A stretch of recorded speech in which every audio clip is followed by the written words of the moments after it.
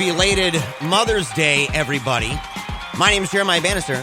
And I am Joe Elder. And you're listening to The Greatest Show, the broadcast every single Monday from 10 to noon Eastern Time, right here in Grand Rapids, Michigan. Live call-in radio show. Look, you can give us a call, 616-656-1680 if you'd like to be part of the show. And you know, Joe, I have to be careful about that whole Eastern Time, Eastern Standard Time, Eastern Daylight Time, because apparently, man, if you put Eastern Standard, which is the standard for AP, like, I mean, if people read the newspapers, they're reading EST all the time. Associated Press uses that.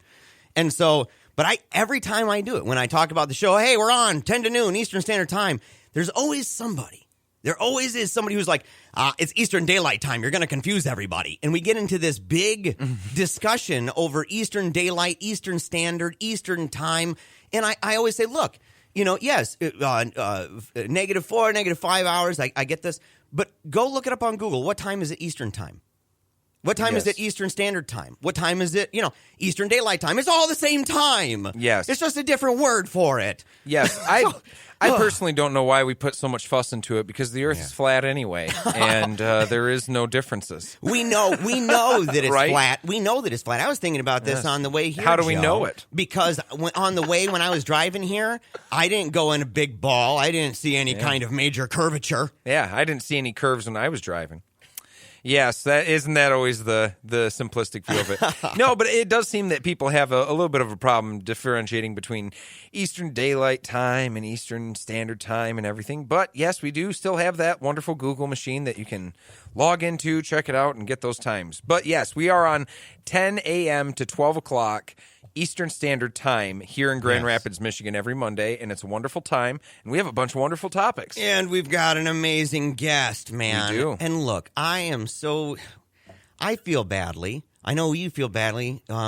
We did not get to promote this as much as we wanted to. But and I mean, this is just the real deal, folks. I mean, look, if you, to understand what goes into this program, we're busy people.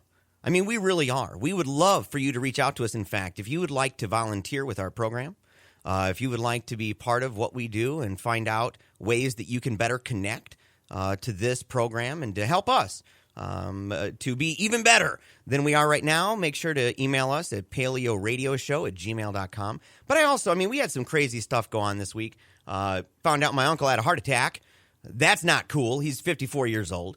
So heart disease runs in the family on that side. That's not awesome at all. I had another friend go through some stuff, and won't go into any more detail than that, simply to say, look, everybody who listens to the show, just keep my friend in your thoughts. Yeah. I'm serious. I somebody I care about real deeply went through some stuff, has been going through some stuff, and, so it was a tough week on some different levels for us, but we have so many amazing subjects and so many amazing topics, and we have David Silverman from American Atheists on at 11 o'clock. Yes, 11 a.m., David Silverman from American Atheists is going to be on, which is going to be great. That's pretty stinking huge. He's been on Fox News a few times, done a few rounds with some rabbis and priests, With Bill O'Reilly. With Bill O. the Clown. That's the waves the late come in, Bill waves Riley. come out. That's forever known. With that segment about, you don't know how it works. Waves come in, waves come out, kind of thing. That conversation, that was with David Silverman. Yes, and then he also had that same exact one with Richard Dawkins. Where Bill O'Reilly tends to double up on his arguments. But yeah, David Silverman's going to be on. It's going to be a great time. We're going to talk about the American Atheist. We're going to talk about his atheist activism, and it's going to be a really good time. It's going to be tons of fun. We're also going to talk about the Comey crisis. That's going to be interesting. Yes. Not very often you see somebody fired by the president that's being investigated during the investigation. That's not common that you see. Yeah, it's not very common. But at the same time, it's a really interesting article out of The Atlantic because it's breaking down, is this actually a constitutional crisis or is this a political crisis? Is this just a raised flags type thing?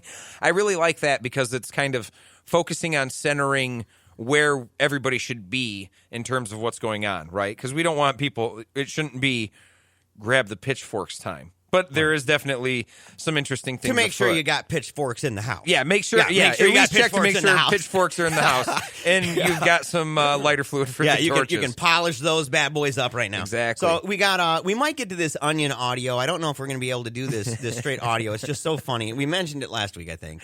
Talking about the Trump voter who changed his mind and now regrets it after he read 800 pages of feminist gender theory literature.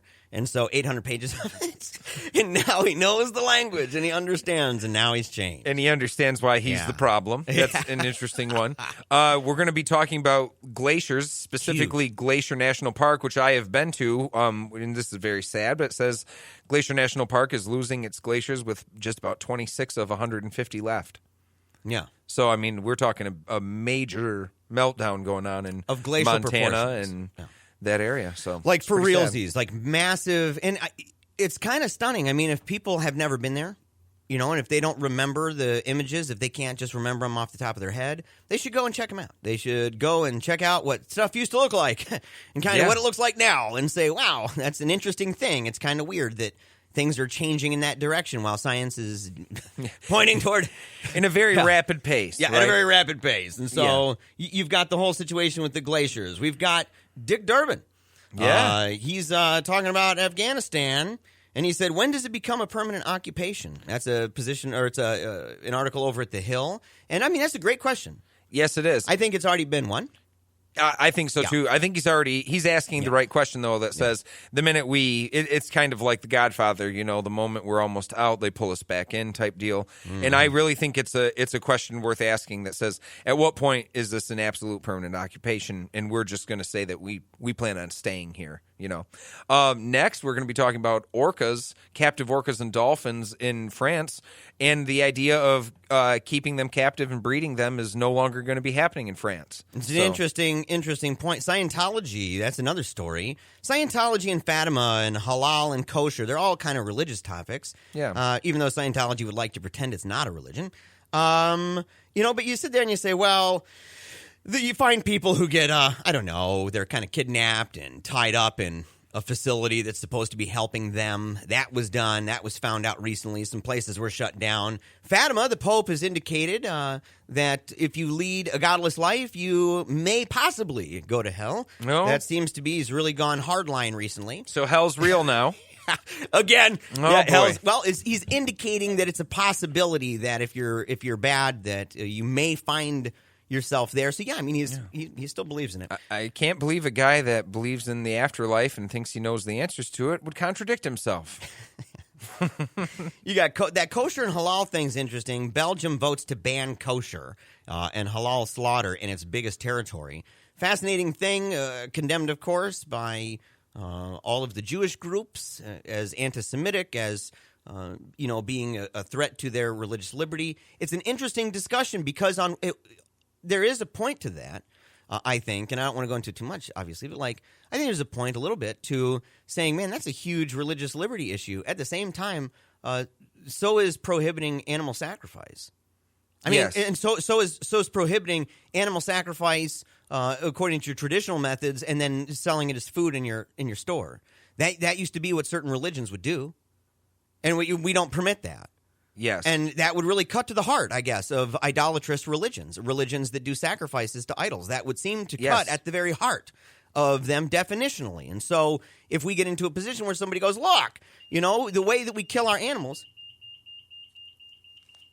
Oh, that is a fire alarm. Seems like a fire alarm here. Yeah, so we have a fire alarm going off. We may want to have somebody go and just find out what's going on with that fire alarm. So if you hear that beep, beep, beep. The wonders of live radio, right? I know. Yeah, Joe, we might have to just burst out of this window here. Well, we love live radio enough to assume that unless we see smoke or fire that we're going to sit here and continue on. Yeah, we're going to sit here. We're going to brave it out. We're going to brave out this entire thing. Oh. No, it's okay. Yeah, we have people coming in from the studio to make sure that everything's perfectly fine. And look we're at safe. that. Look at that. Thank you I all. have no idea what would cause that. What an amazing response, though. Thank you, gentlemen. Yeah, 3 guys it's just burst in the room and solved this thing in 2 seconds. I know, we it's couldn't have amazing. Look how quickly isn't it remarkable, in fact, that we're sitting here having a good time, joshing around, all of a sudden, beep, beep, beep, we're terrified. It's like, oh my gosh, dude, this is like, is it a drill? Is there a fire? And all of a sudden, 3 guys come in. Save the day. And they were calm and collected. Yes. They just very smoothly just walked in. They knew what they were supposed to do. They go around and bam, they take care of it for us. Wonderfully Easy done. peasy. Yeah. So look at that. Yeah. Thanks, guys. Thank you guys. so much. Tip of the hat to yeah, you big both. round of applause. Yeah, thank actually, you. Yes, thank you for take a saving bow. us. Yeah, we appreciate it. 616-656-1680 if you'd like to join the fun. So continuing on, as you were talking about banning kosher and halal slaughter in Belgium, and we will continue on this, but there's also kind of breaking it down, which is the practice of kosher and halal and how they slaughter the animal and if that's humane or not. The other topic we're going to be moving into is how we can thank medieval monks for the modern-day chicken. Yes. Tip of the hat to those monks. And for a lot of beer and for St. Bernard's. Yes. You know, it's funny. Quit hating on the monks. Yeah, quit hating on the monks. I mean, hey, they ain't too shabby. You know, most of them are asexual. Yeah. I mean, I'm serious. Most of them are asexual people with very little interest in any kind of physical affection or attention. These are people who, honest to goodness, want to live in solitude and isolation. Like, that's what they actually choose for their life. So they go out to these places and look, they end up making some pretty fascinating stuff. They do. They do. They make some decent beer. Obviously, you know, I mean, they've got their issues, obviously. As everyone does. You know, but look, it's the same thing. I think we can look at a lot of religions that way. Look at the Amish and look at the stuff that they make, the craftsmanship of the Amish. Yes. You know, the food and the cooking of the Mennonites. And I don't mean to, bum out any of the Methodists or Baptists on that score because I know they have some fantastic food. But, yeah. You know what they say? I don't want to get in trouble with all the luncheons and stuff, you know, and then be like, wow, you know, we make great food here at our potlucks. But, you know, the truth is these groups, they make good quality stuff. Yeah, they do. Yeah. Decent stuff. And if you go back and you look far enough, actually, we saw an image Angela showed me. She said if you go and see an image of the early St. Bernards before they were actually what we know now, dude, they look way different. Oh, really? Very few people would want to buy that dog. I believe it's kind of a ratty, in-the-face looking dog almost. It's an interesting thing, and the way that they bred the dog. And manipulated the forces of nature to make it look like Beethoven. Yeah, to intelligently design it. Yeah, to intelligently design it, right? With purpose and design. And so, yeah, it's an interesting thing to see. We're going to talk about what they did with chickens. And I didn't know that. I knew they did stuff with beer. I know they did stuff with dogs. I did not know that they did stuff with chickens. Almost single-handedly. Yeah. Almost single-handedly brought the chicken to the world. The other topic we're going to be talking about is how the EPA has removed half of its scientific board. Yeah. And has said that they're seeking industry-aligned replacements. So that's an interesting development. Not something that people that were worried about this didn't see coming, but something that's getting rolled out. We'll see something that's getting rolled out, something that's definitely worthy of discussion. And when we get back, we're going to have a question of the day. And so you will not want to miss this. You will not want to turn the dial. Believe me, we have an action-packed show for you. And again, as a reminder, going over what we just said, is that we will be having David Silverman. He's going to be on the program from American Atheists. He's going to be on PaleoRadio, gracing us with his fantastical presence from 11 to 11:30. And so make sure, give us a call, 616-656-1680. If at any point you would like to be part of the conversation. But, man, this past week, Joe, has been just a lot of fun. It's been real busy. I don't know what you've been up to. I know this weekend you got to spend some time going up with your family. Yeah, in the past week, I've been back in my hometown twice. I went to see my nephew for his 4-year-old birthday, his 4th birthday, which was a lot of fun. And then yesterday, I was hiking in the woods, and the day before that, I was up for Mother's Day with my family. So we went to a bonfire on Saturday night, and then Sunday I went hiking at a place about a half hour north of Grand Rapids called Hardy Dam, which is a pretty fun little spot. And something that I do a lot. I like to get out in the woods. I like to get out there and kind of unplug and get away from a lot of things. That's You way of relaxing for me. Got to see my mom, which was a lot of fun on Saturday night. Yep. Big shout out to all the mothers out there. I feel badly because I hosted yesterday Cafe Inquiry. I do that on the second and fourth Sundays of the month. We had nearly 30 people, and I did not make the announcement for Mother's Day. Oh. I am a complete jerk, 100%. So, all right. Hey, happy Mother's Day to everybody. Don't go anywhere. We'll be right back. Love Paleo Radio? Join the club. Support our work by visiting patreon.com/Paleo Radio today.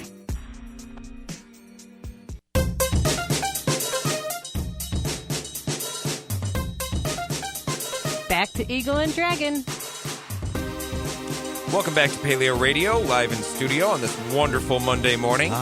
Again, we are the greatest show that airs here in studio at WPRR. I have to be very specific here. Yeah. The greatest show that airs at WPRR from 10 a.m. to 12 p.m. on Mondays only. But yes, thank you guys for joining us. If you want to call in and join the conversation, you can do that.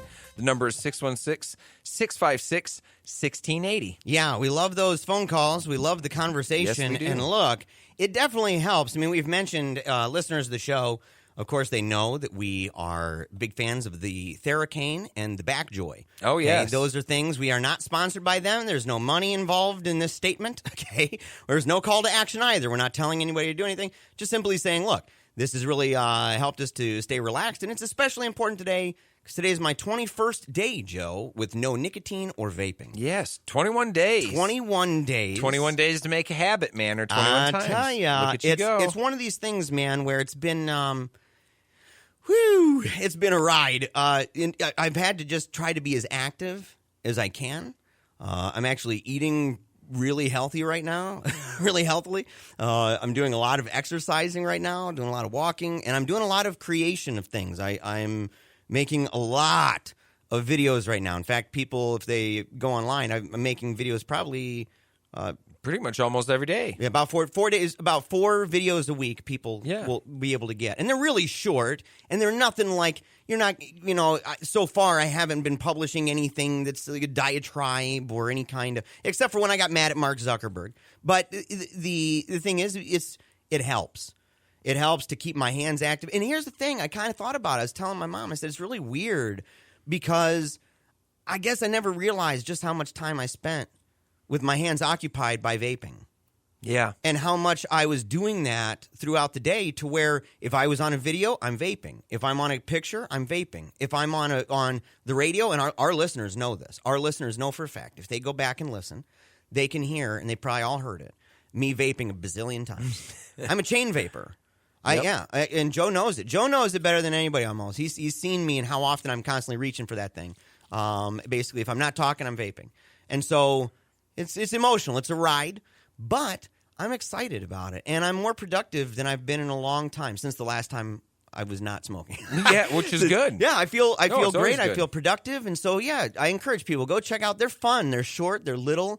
They're not about a cause or a mission. They're just fun, and it's entertainment. So go check it out. It's at my Facebook, and that's Jeremiah.Bannister or the Paleocrat, and you can see those videos, and you can follow. Right. You can follow me trying to quit. Yeah. Yeah. And it's a fun time. A lot of fun videos. One thing that's not fun, U.S. National Park, the Glacier National Park, is losing its glaciers. It sucks. It's just going to be a national park. It's lame. It's very lame. Yes. So this is from The Guardian. It says, warming climate makes it inevitable that contiguous U.S. will lose all of its glaciers within decades, according to scientists. Mm-hmm. It's now inevitable that the contiguous United States will lose all of its glaciers, it says, according to scientists who have revealed that the precipitous shrinkage of dozens of glaciers in Montana have occurred. Warming temperatures have rapidly reduced the size of 39 named glaciers in Montana since 1966, and this is according to comparisons released by the U.S. Geological Survey in Portland State University. So that's really sad. So we're seeing the rapid reduction of 39 named glaciers at least. Some have lost as much as 85% of their expanse over the past 50 years, with Glacier National Park, the site of 37 of these surveyed glaciers, set to lose all of its ice formations within the next few decades. Mm-hmm. Wow. It's eponymous ice formations. Man, if people have a problem denying climate change, What would they have to say about something? They'd have to come up with an alternative like explanation for how that happened. Yeah, how? I mean, it would just yes. I mean, I hear it all the time, and I think it's kind of weird. You're hearing a lot more people who say, "Well, I think climate change. I don't believe it all the way, but I do believe the climate's changing." You're hearing that a lot more, and you're hearing a lot that say, "Well, the real problem, are the animals," but they're not connecting. Like, okay, if you want to blame it on the cows. Why are there so many freaking cows? Yeah, it's almost like there's another species directing how many cows are around. Yeah, it's like the person sitting there mounding down, a quadruple baconator and going, I don't understand why there's so much beef. Exactly right. Why is all the poop and fart stuff going in the sky? Well, and I know that people that are climate change deniers have come up before and made those points where they'll say things like, well, what about cow farts, right? And they kind of make it like a joke. And I'd look them right in the face and say, scientifically, when you're talking about methane, yeah, it's a dumb idea to have this many cows around. And yes, it's not very good for you to be eating 4 pounds of red meat in a week. Sorry, folks. So it's actually wrong. It's actually on numerous levels, their joke just smacks them in the face. It's really saying, what does happen if I drink a lot of sugary drinks? What does that have to do with getting fat? There's no connection between sugar and weight. Yeah, I've heard it. I've heard it. Same type of argument. Man, I've heard people. I mean this. I've heard people that just think that their weight has nothing to do with their ability to walk around, their ability to run around, or to Absolutely feel. Not. They're like, I'm in a good spot. No, you're not. Yes. You're totally not. Like, it's obvious that your center of gravity Yes. Okay, there's a reason your lower back hurts, man. With those banana orangutan boobs you got. And that feeling of not wanting to get up and go and move around, a lot of that, in a lot of cases, has to do with the diet itself. Now, we're not being dismissive. I'm not trying to be dismissive of people that have genetic predispositions to obesity or anything like that. I'm only making the point of people that are denying the connections that we know medically about things like sugar and red meat to your diet is the same as people saying things like CO2 doesn't have anything to do with climate change. No. And that we don't actually understand the processes of CO2 emissions well enough to make this correlation. The last thing I want to say that I think is really important is I don't think we're running into climate change deniers as often now. We're hitting the second phase of acceptance, where I've been saying this for a long time. The phase always goes, climate change isn't real, or the item is not real. I don't believe in it. The next step is, it's real, but it's been this way forever. There's no way you can change it.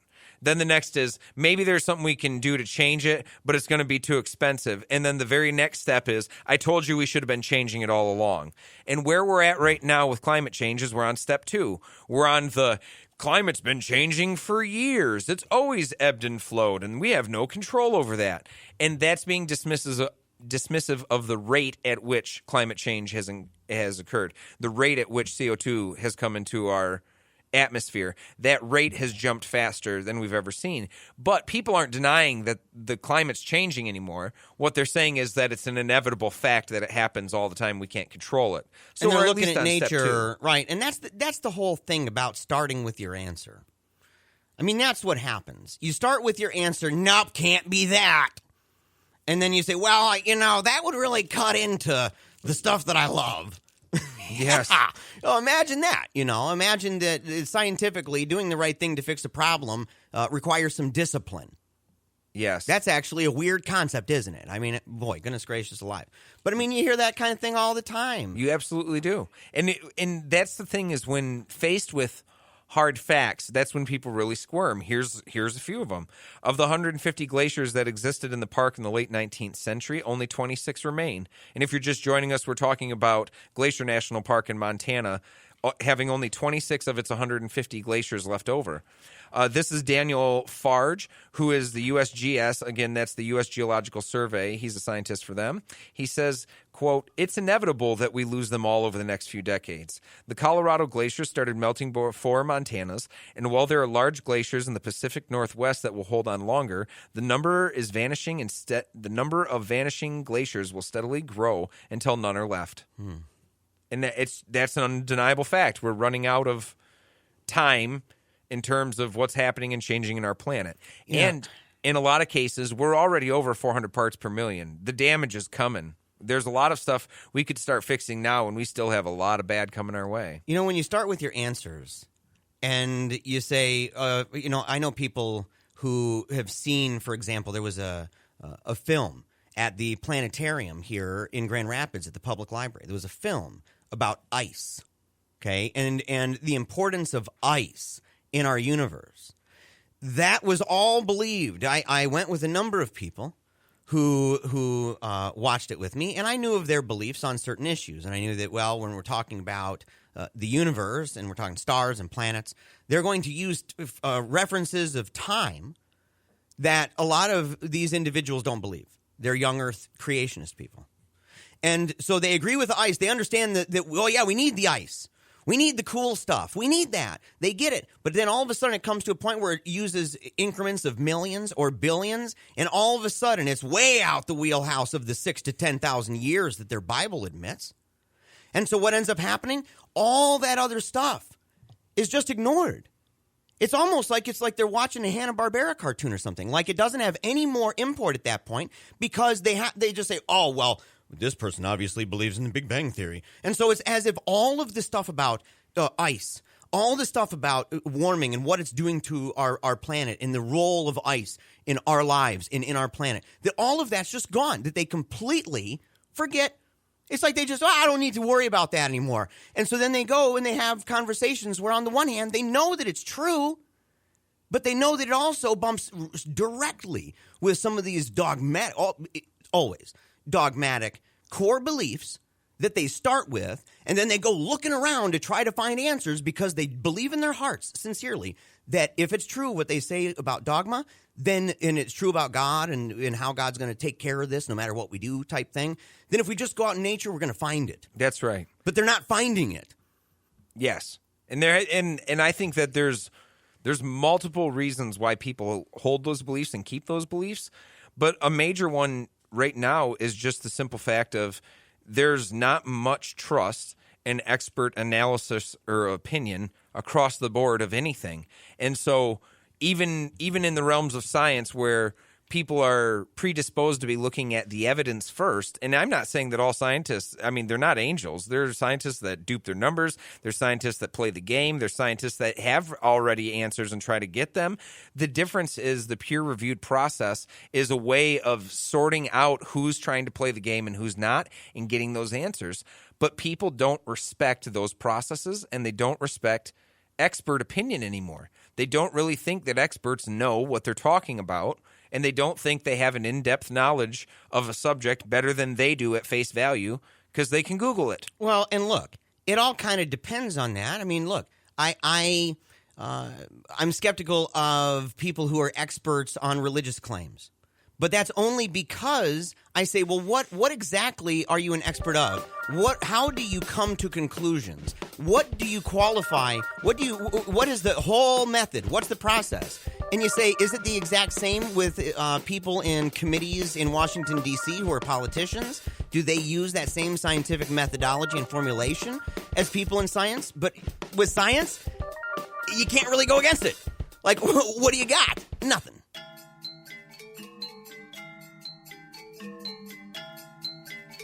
Now back to Joe and Jeremiah. Sorry for getting discombobulated. It totally happens every once in a while. But goodness gracious, we're here, PaleoRadio, every Monday from 10 to noon Eastern Time. We're going to make that easy. Because we do have an international audience of people. Yes, we do. And internationally, and even nationally, it seems like people get awfully confused by Eastern Standard. Because we have that whole confusing daylight savings time where we go back and forth. And sometimes you lose time, sometimes you gain it, and it's no good. But speaking of something that's totally awesome, the opposite of no good, is a caller that we have on the line. If you'd like to join us, 616-656-1680.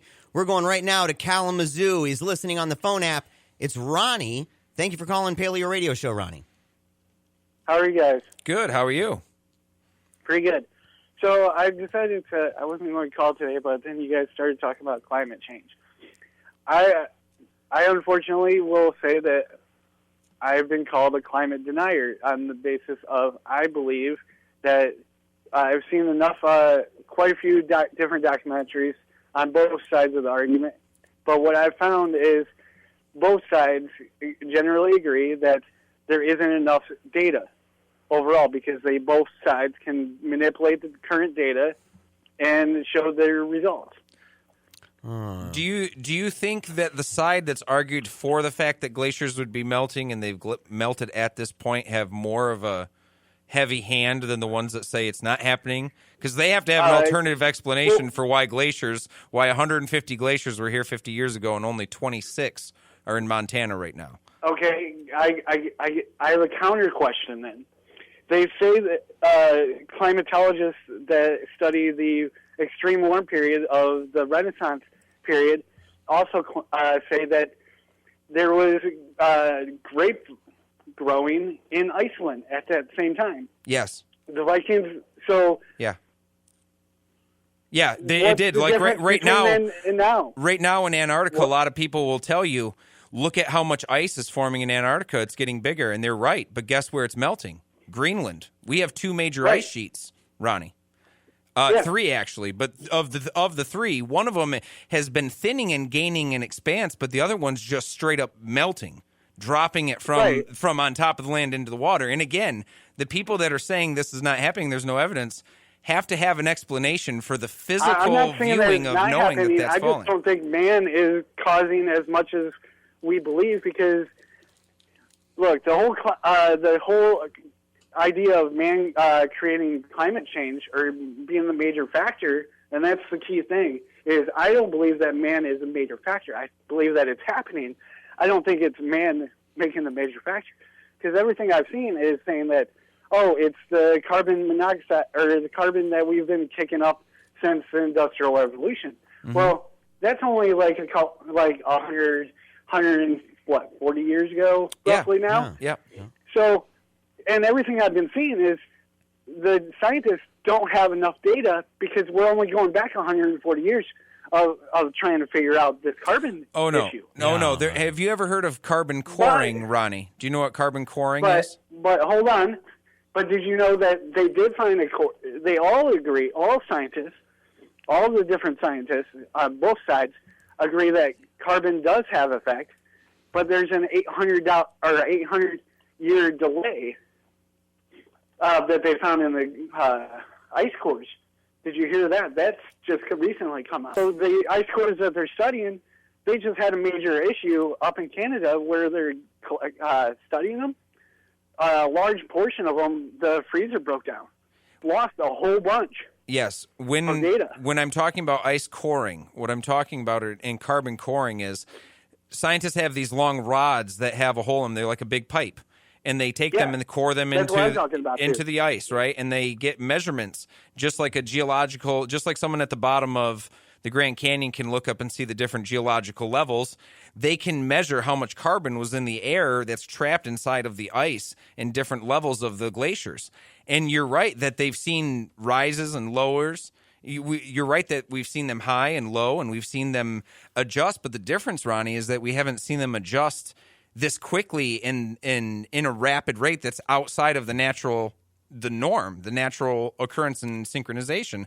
So the question is why? The only thing that we know or can think of that would have raised that up right now is anthropological climate change, human-induced climate change through CO2 emissions. That's a reasonable explanation to why we're seeing it rise. And I need to say this. I mean, look, I watch InfoWars probably more than anybody I personally know. I actually do. I watch it. I monitor these things. I document things. I follow to see what stories they're saying are true or not, and all of this. And look, they talk about, that's kind of the hub. That's the central station for any group or person or popular figure that would be saying, hey, I think that this is a phony baloney answer for why we're seeing all of this stuff. Here's the problem. You see the same couple people on there all the time. Same ones. The same ones. And there's a reason for this. The reason is because there's not a lot of them. So whenever a conversation happens where people are talking about this and they say, well, all of the people agree, that's not really true. For one, that's just not true. It's never true. That's not at all. But more importantly is that, you say, where are the institutions? Where are the journals? where are all the other things that show, that are physical fruit, right? Evidences that people surrounding can say, oh, there's a lot of people that maintain that position. There's a lot of people that hold to this in the scientific community. You're not at a loss to go online and find scientists in scientific communities online and all over the place that believe in climate change. You can't find hardly anyone, hardly anybody. You can't find hardly any group online. Where do you go find them? Where you have a whole bunch of scientists, a respectable amount that if you talk about them compared to the ones who aren't in those clubs or the people who are in clubs that oppose those clubs, that to treat them like they're like kind of on par with each other is a joke. Well, I'm sorry. It's not real. It's fake. Go ahead. Yeah. Go ahead, Ronnie. Well, my biggest thing is the first thing I have two last little things I'll bring up about how I feel about this, or what I found about this, is the top guy that studies climate was part of that international governmental whatever program. He left because he disagreed. The top guy that studies all this left because they were too democratic about the subject, because it's a government group that is deciding these things. And the second one is the famous thing about, 97% of scientists agree. Like, where's this list of those 97 scientists? You don't find 97%. It's actually based on a study of all. It's based on a study of all the research papers that involve climate change. Do you watch Louder with Crowder? Do you watch Louder with Crowder? Because he has and I don't mean to cut you off. We got to get going here. We have Louder with Crowder. He did a thing where he talks about climate myths, and that was, in his opinion, climate myths. And a couple of the ones that you mentioned, including the most recent one that you just said. And there was a guy, and we need to share this, Joe. We do. We wanted to bring this guy on. He's a scientist who had no idea. He's from Australia. He had no clue who Steven Crowder was. He'd never heard of Louder with Crowder. And all of his listeners, or all of his supporters on YouTube were like, look, you're a real scientist. This is what you talk about. Here's this guy, and here's what he talks about. We need to post this because I think it would, honest to goodness, settle a lot of these scores. And I would say, look, after watching that video, I would say the burden of proof really is on the people that on the side of saying that it's not man-made. They'd be on that side to say you really at that point do have the burden of proof. At that point, when you have scientists breaking it down and saying, look, this is kind of a joke. I mean, yes, you're right about the 97% thing, but then if you limit it to just people involved in climate stuff, I mean, it's unanimous. You're talking massive numbers. No, it makes it even more. Though. But it's not unanimous, and it shouldn't be unanimous. You can't go by that because science isn't democratic. It's truth and by study. Well, and if the top guy is saying that it's hogwash, there is no top guy. Man is not the biggest contributor. That's all I'm saying, and that's all the top the world-renowned guy that everybody says is the top guy of climate change. What's his name? When he says it, I can't remember his name right. I'm having a hard time giving you credibility if you don't even know his name, Ronnie. I'll send it to you. That's fair. Because he actually did an interview. But the point that you brought up a good point. It's not about opinion, right? And when they're doing this, 97% of scientists agree. They're not saying they agree like you said, hey, have you never looked at this and do you agree? You're asking the scientists that have actually run the studies what they think. So factor that into that statement that you're thinking of is this 97% are people that have been doing the studies, that have looked into it, that are saying this is what I believe based upon the studies, not just that they're just remember 99% of the scientists said the world was flat, and only one person was saying it was round. So, and it's not. I think it's too early. That's the thing. But if we're going with evidence, it's still too early because they don't have enough science behind the numbers yet. Because they haven't collected enough data. That's what I think. Thank you so much for that phone call, Ronnie. You. I think 26 glaciers left is enough. That's enough evidence. Listen, I mean, that needs to be underlined with exclamation points. Absolutely. And I mean, look, people heard a number of arguments that we hear a lot. I mean, humans aren't part of this. It's too early to know. All these different things. Well, the conspiracy about, they've made the numbers not real, or, when they talk about the 97% is not really because they include all these other things. Again, that's a lot of everyday people saying, well, here's where I think the propagating of the message in the public sphere and on media, right, by the media, right, that's the way it is, that kind of somehow makes null and void all of the actual findings that people have and that they've come to and that are confirmed. And listen, it's true. Truth is not by consensus. It's totally true. Consensus in the past has believed things that are nuts. The question is, what is the consensus over? What is the standard they're using? Yes. To what degree are they able to validate? What are the different things that they've done and studies that they've done and controls that they put in place in order to give them indicators? If a scientist, and this is what scientists do, they make a living on proving other theories of other scientists wrong. If a scientist was able to prove that climate change was false or there wasn't enough evidence and had an alternative theory that did work and worked in a better way, he'd win the Nobel Prize. That's how science works. They bend to the evidence that's there. The thing is, that person has never come forward and that evidence has not shown up. 616-656-1680 to stick around, folks. For debates, interviews, or speeches, contact PaleoRadio at gmail.com.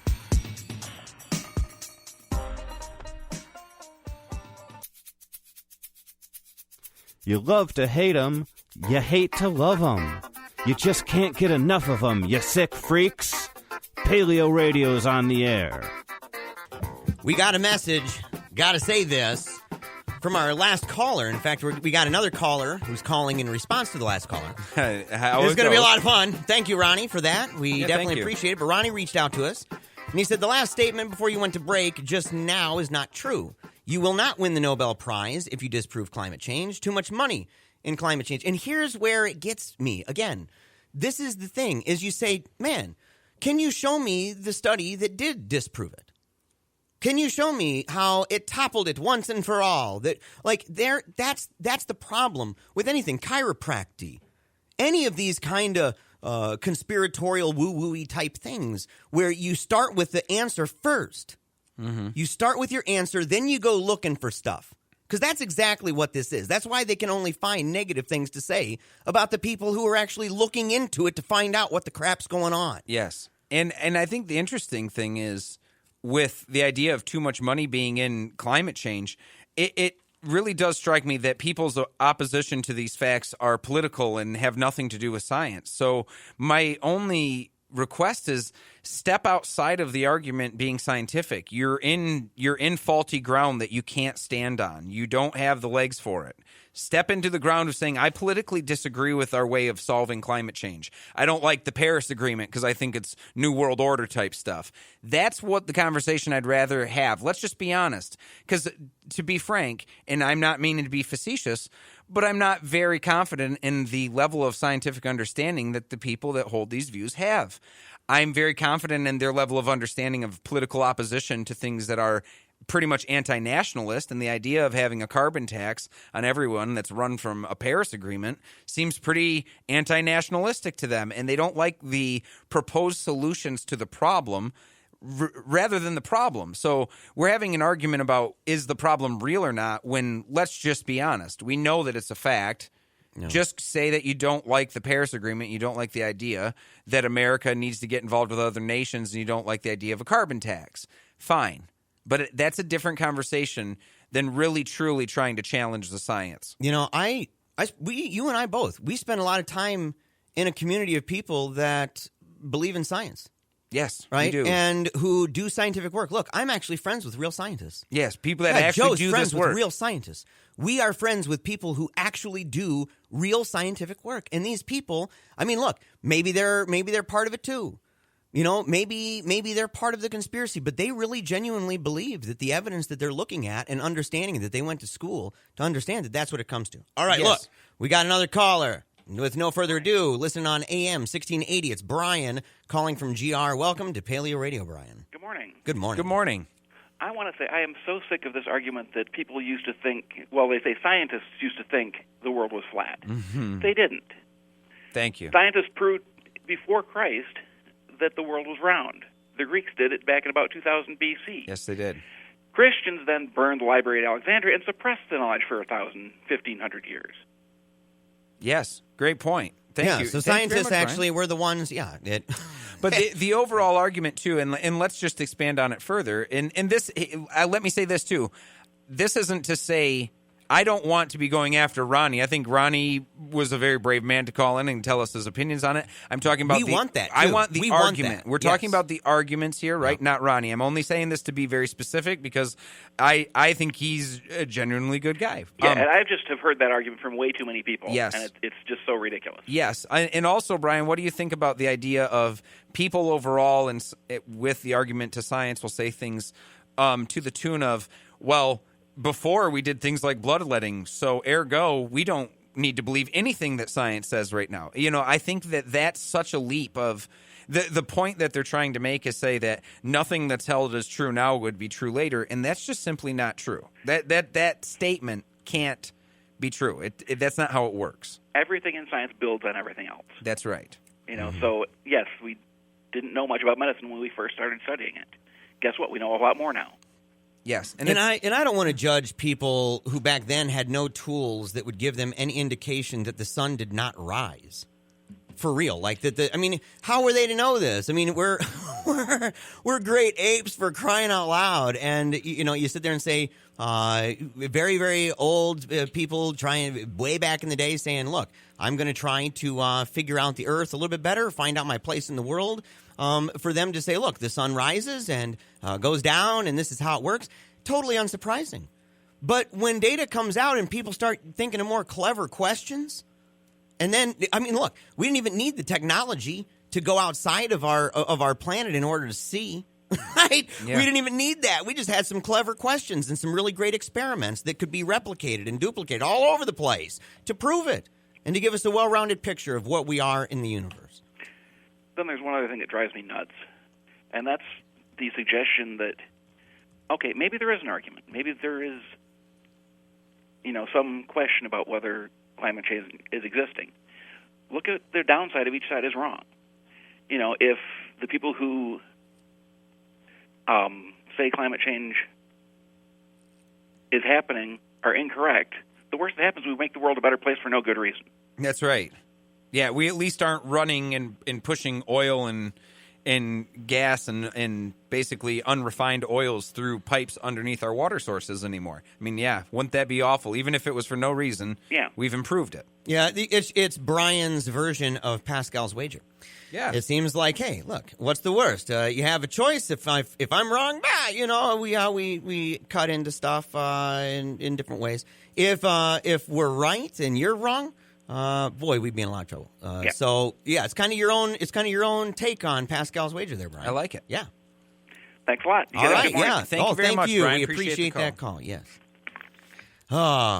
Well, we got about 6 minutes. What can we get into? You want to talk about monks and chickens? Well, we need to talk about monks and chickens, and we need to talk about this whole Fatima thing, man. I mean, that's right. Yeah, this is worrying me. The Pope, for a while, seemed like he was laying the yellow brick road for atheists and gay people to make it to the pearly gates, and it seems like he's kind of putting up a couple warning signs. Turning a new leaf. Yeah, he's turning a new leaf. Leading a godless life might lead you to hell. It might. The Pope warns this in Fatima. This is over by cruxnow.com. We've never cited this before, but it's an interesting thing. This is their Vatican correspondent speaking in Fatima, Portugal, where the Blessed Virgin Mary appeared 100 years ago and offered secrets and revelations to 3 shepherd children, 2 of whom were declared saints on Saturday. Pope Francis warned 500,000 people not to lead a life that profanes God, because doing so puts one on the path to hell. Yes. He said, Our Lady foretold and warned us about a way of life that is godless and indeed profanes God and his creatures.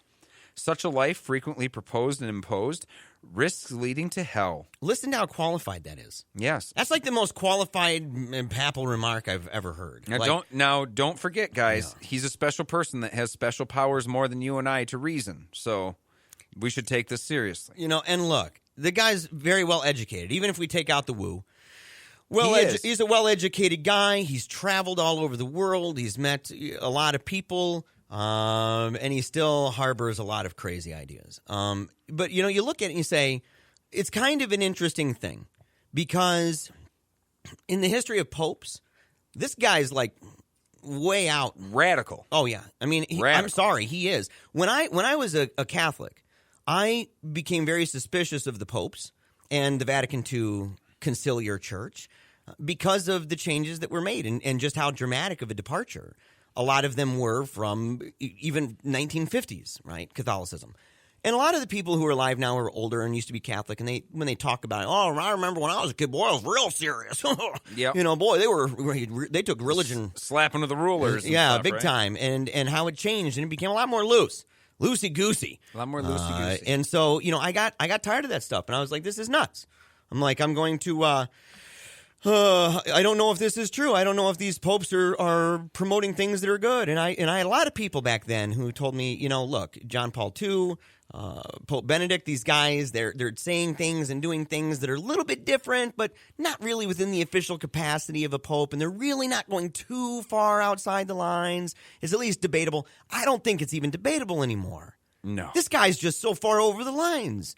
That they look at it like crumbs from a table when they say, look, they're in Fatima, in Portugal, on the 100th year anniversary of the single most popular modern event in Catholicism, right? Yeah. Most popular thing. And the best that he does is to say, you shouldn't do this because you might risk the possibility of not going to the pearly gates. Yes. Well, and I say, wow, hey, that's good. Yeah. I'm grateful, I guess, that you believe stuff like that. On the other hand, I shake my head and I'm baffled for how a lot of my Catholic friends, how they just keep whistling as they go and don't factor this in and go, man, if it was debatable before, we're really in trouble now. Yeah, and this is actually him pulling back from where he used to be, he used to say, was it not even a year or two ago when he said something like atheists can get into heaven and some of those obscure remarks, right? But he did talk about that. Ambiguous. And then he also said that being an atheist is more truthful or honest than being a person who believes in God but doesn't practice the faith very well. I mean, he said some very outlandish things, but I think the most important thing is to tell people or have people know that the position of being a pope is a political one. And when he first started, he was radically left and simple. And I think globally things have changed in a way that has changed his position.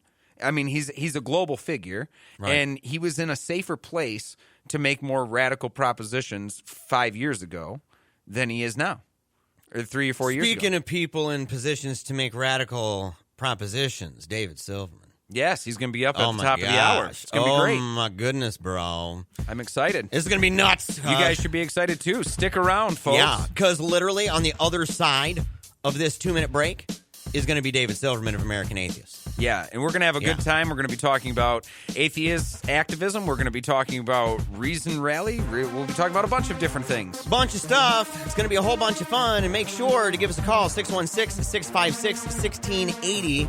If you'd like to be part of the show, we won't be fielding new calls until 11:30.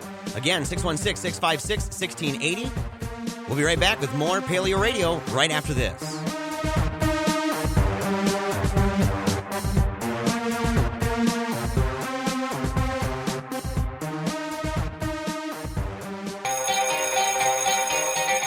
You are now entering Paleo Radio.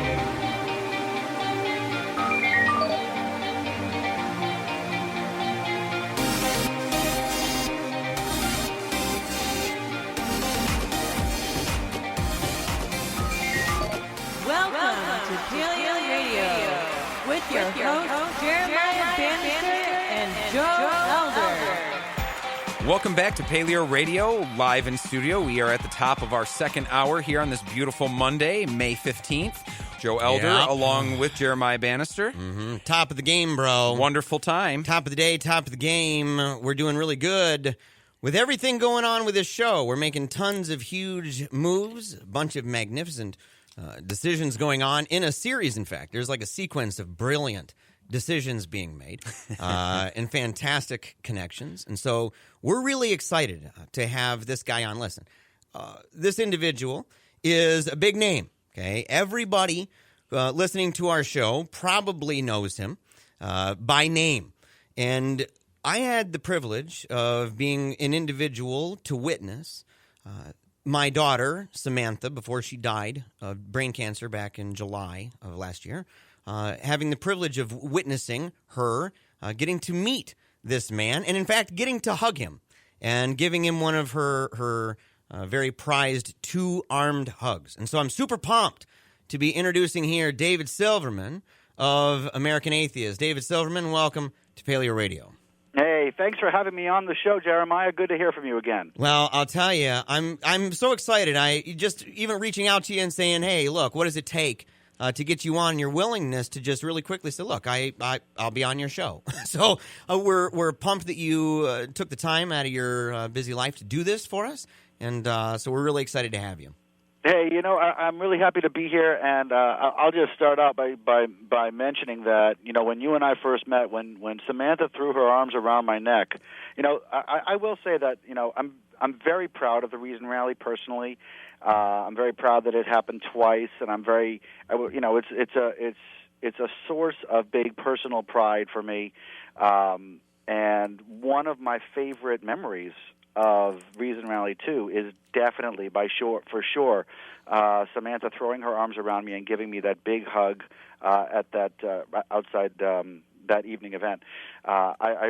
I think about it; it still brings tears to my eyes. She was just so warm and so happy. I was emotional about it, and I'm really glad to have had that experience. I'm really glad to have met Samantha, and I'm really happy to do your show. Well, for those who need a more formal introduction for this guy, listen. Fantastic individual, David Silverman. He's the president of American Atheists. He was the creator and executive producer of the 2012 Reason Rally.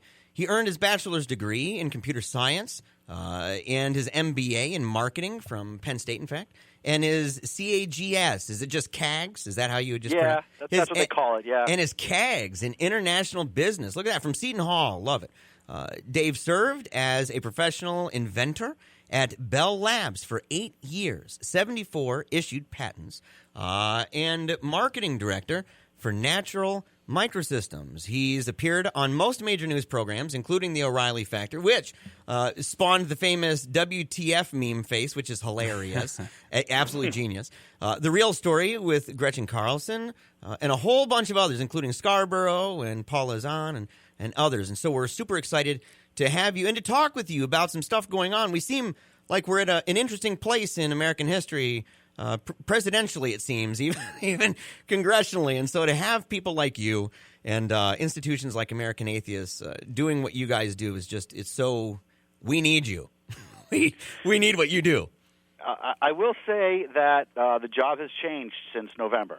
The content has changed, the mentality has changed, the feel has changed. It's gotten more dangerous. We've gotten a lot of death threats, a lot more threats, but also there's a sense of urgency now. I've been an activist. This is my 21st year as an activist, and so I was an activist through the W. Bush years, and I was at least aware of the movement in the Bush 1 years, but it's worse now. And when we look at Donald Trump and what he's doing, and I'm not a partisan guy, okay? I am not a person who says all Republicans are bad and all Democrats are good. I have in my life voted Republican, and I don't feel guilty for the time that I voted Republican because the person I voted Republican for was pro-choice and pro-separation of church and state at the time. So I'm not bashing Republicans here. What I am saying is that Donald Trump's doing some really bad stuff. And he's doing some really dangerous stuff. And he's doing things that are going to cause moderate-term damage. And I don't say long-term damage because long-term we are still going to win. Long-term, the atheist movement is still going to win. Long-term, the government will secularize. I stand by that statement. But my goodness, we took a step back.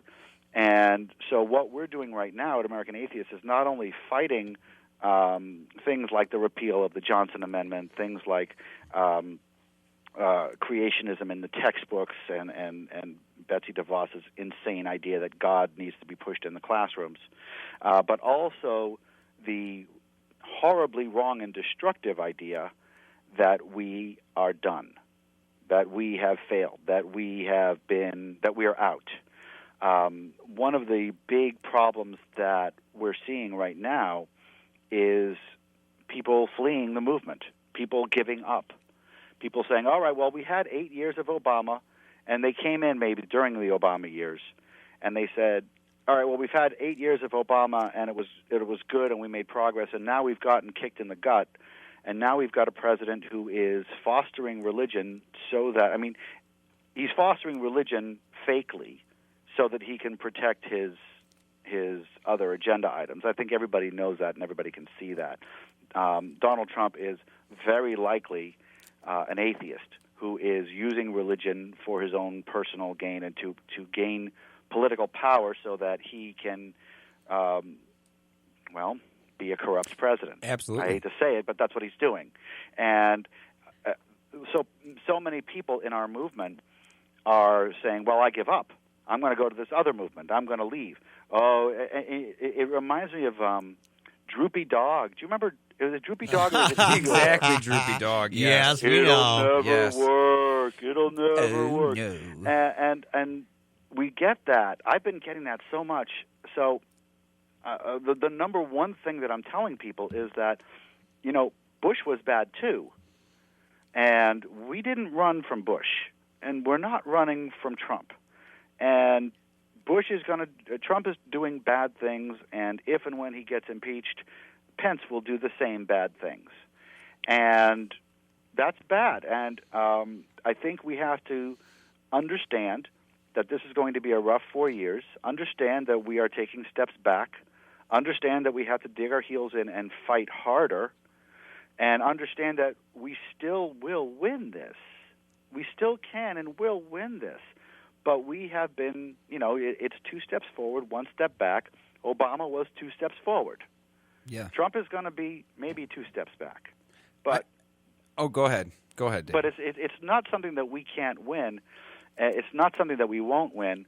And I think that one of the things that we need to do, it's funny, Jeremiah, because you just say, so, Dave, how are you? And then I just keep talking. No, you're perfectly hey, fine. We've got You're 2 segments. Yeah, we got 2 segments. And look, it's our first time talking to you. And we're very interested in what you have to say. And on our notes that we have to talk to you about are things like the Johnson Amendment. We want to talk about the things that are most contemporary and pressing for American atheists. And so, no, you're our guest, and we're very interested in having you talk. So, yeah. I think one of the things that we need to do is start shaming people who don't vote. I think it has to. I think we have to go there. I think we have to talk about that. I think atheists out there who are listening to my voice, and when I say atheists, that means people who don't have a belief in a God, no matter what you identify yourself as. I think those of you who didn't vote did this country and yourself wrong, and you should be ashamed of yourself. And this is partially your fault. And we need to call you out on your crap. We who voted need to not allow people not to vote without giving them grief about it. It's the time when we atheists, you know what we did this year?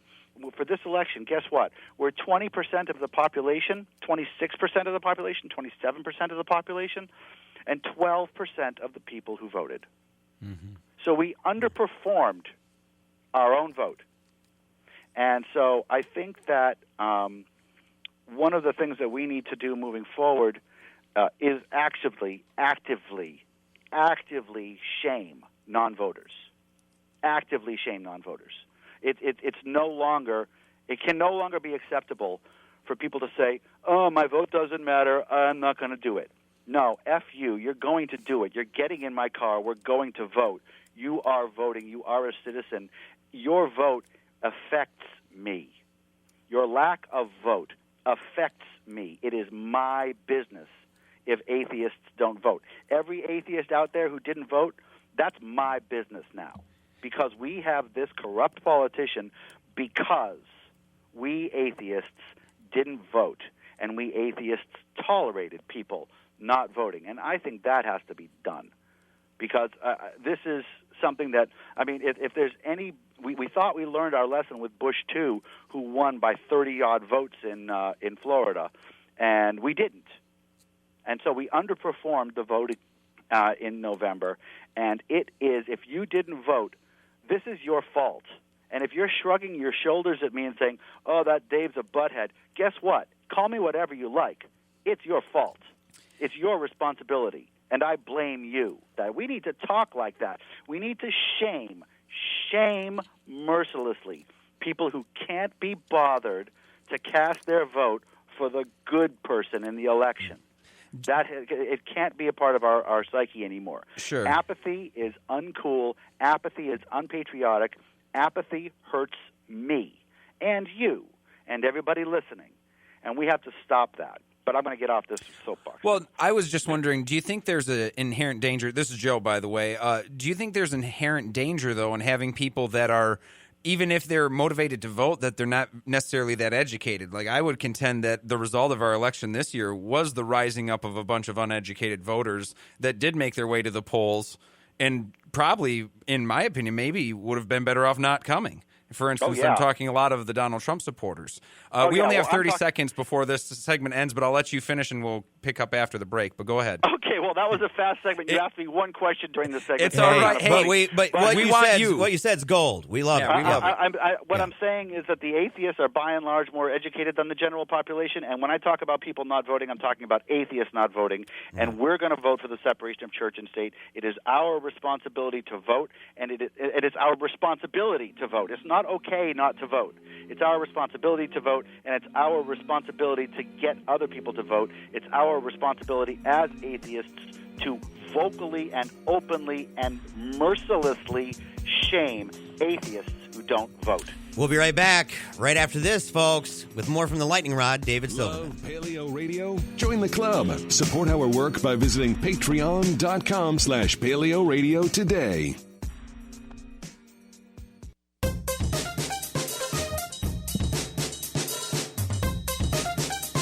Back to Eagle and Dragon.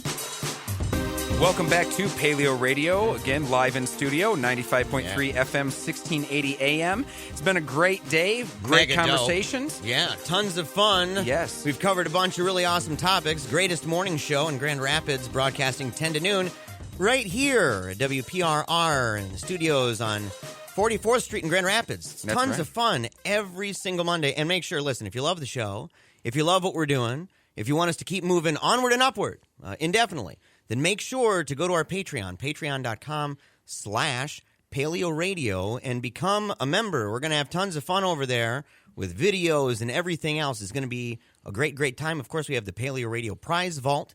That's a fantastical thing. Speaking of fantastical, the guest that we have on, David Silverman. Yes, we have David Silverman. Welcome back, David. Hey, thanks, Joe and Jeremiah, for having me back on. I think I'm going to let you guys ask me a question this time before I just No problem. We absolutely loved it. Well, we were sitting here in studio nodding our head, smiling. We did love every minute of it. I wanted to get into the Johnson Amendment. Yeah. And what was going on with that. And basically, just a quick update to our listeners. For many of you are very well aware of what's going on, but President Trump signed an executive order instructing the IRS to ignore future violations of prohibition of electoral politicking by churches and religious groups. And this is basically, that sums up being the Johnson Amendment. And just please let us know what you guys are doing to push back. What are you guys, how are you organizing to fight this executive order? Well, this is a real dangerous thing, and the nuance here is that the IRS hasn't been pushing this at all. The executive order says, "Hey, IRS, you don't have to worry about this anymore, or you shouldn't worry about this." But the IRS hasn't been worrying about this. Churches have been politicking from the pulpit openly and daringly, and the IRS has so many safeguards in for churches that it's ridiculous. To give you an idea, churches almost never get audited. There was one audit of one church, and they found impropriety, but it was thrown out. And the reason that it was thrown out is because the person who did the audit at the IRS wasn't high-ranking enough to audit a church. So there are provisions in the IRS that say you can only audit a church if you're a high-ranking person. So even though a low-ranking person audited one church and found financial impropriety, it was thrown out of court because he wasn't high-ranking enough. So that's before President Trump issued his executive order. So what exactly is this executive order going to change? We don't know. And so what we're doing is we're shoring up and we're making sure that we're paying really close attention and finding out if they are going to just allow, if they're going to relax churches, or if all 501c3s can now politic. And if all 501c3s can now politic, well, that's legal. Right. It's terrible. It's a horrible idea, but it's legal. And just to give you all an idea of what we're talking about, and I want everybody to understand the magnitude here. Everybody talks about Citizens United. Everybody talks about corporations or people, and everybody talks about how bad super PACs are, right? Because super PACs allow an unlimited amount of money to go into politics. Well, if we remove the Johnson Amendment, if churches can do this, the one thing that PACs can't do is give you a tax deduction and give you anonymity. That's two things. You can't be anonymous, and you can't get a tax deduction. So let's say Joe's church down the street wants to publicly endorse President Trump, and let's say you wanted to, donate $20 million to that. Well, right now you could donate $20 million to a super PAC and support President Trump, but it's public information that you donated that money, and you don't get a tax deduction.